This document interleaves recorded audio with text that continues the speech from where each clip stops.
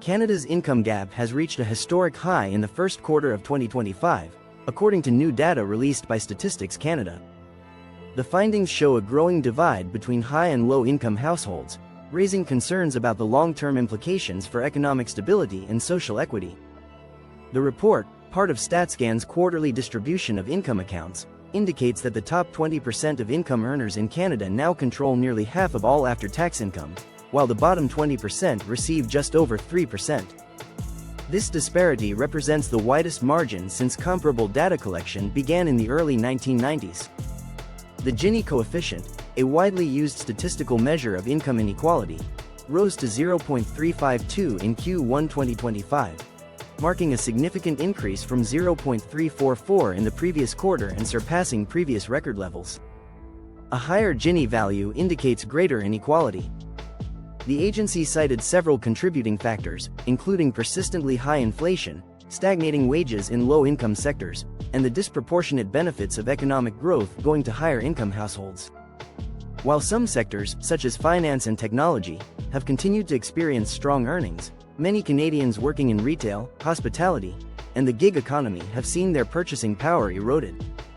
Additionally, the report notes that higher interest rates, introduced by the Bank of Canada to combat inflation, have increased financial stress for lower-income households, many of whom carry greater proportions of high-interest debt.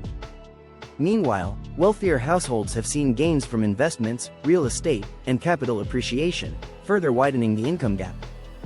Public policy experts say the growing disparity is a sign that current government programs are not sufficiently addressing systemic inequality. Without meaningful reforms to tax policy, income support programs, and housing affordability, the gap is likely to continue widening.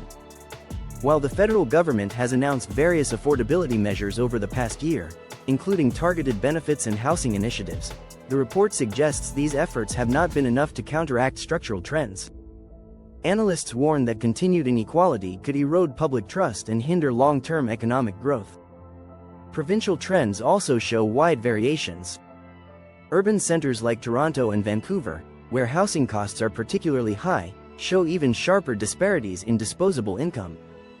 Rural and remote areas, on the other hand, face stagnating employment and declining public services.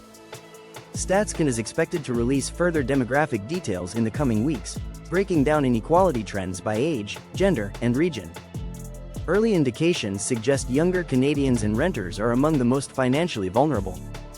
Economists say addressing the income gap will require more than short-term relief.